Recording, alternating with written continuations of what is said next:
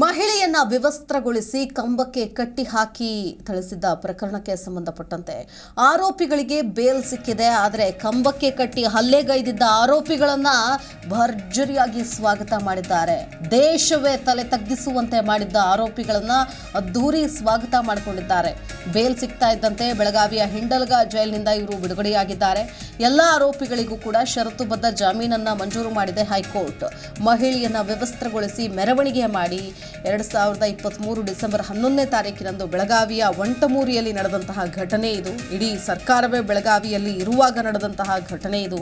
ಪ್ರಕರಣಕ್ಕೆ ಸಂಬಂಧಪಟ್ಟಂತೆ 13 ಜನ ಆರೋಪಿಗಳನ್ನು ಬಂಧಿಸಿತ್ತು ಕಾಕತಿ ಠಾಣೆ ಪೊಲೀಸರು. ಈ ಎಲ್ಲ ಆರೋಪಿಗಳಿಗೆ ಇದೀಗ ಷರತ್ತುಬದ್ಧ ಜಾಮೀನು ಮಂಜೂರು ಮಾಡಿದೆ ಹೈಕೋರ್ಟ್.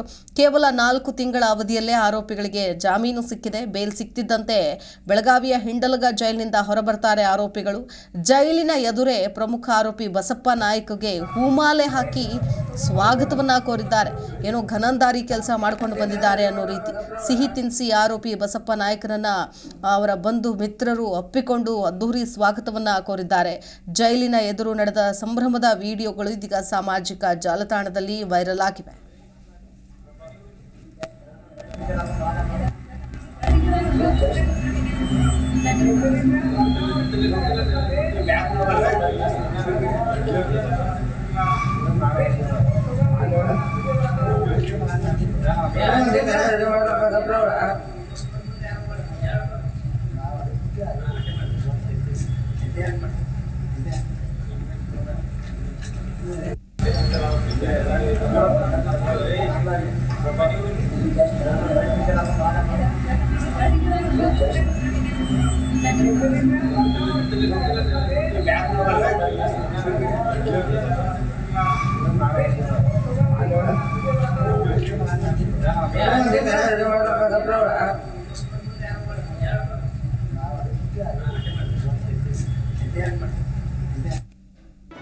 ಜಿ ಕನ್ನಡ ನ್ಯೂಸ್ ಈಗ ನಿಮ್ಮ ಮನೆಯಲ್ಲೇ ನೋಡಿ.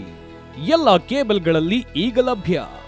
ಸನ್ Direct 292, Jio TV 1334, U Digital 162, City Cable 51, GTPL 17, Abhishek cables 821, Rock Line telecommunication 51, Shri Basaveshwara number 60, Vinayaka digital number 53, in digital number 896ರಲ್ಲಿ.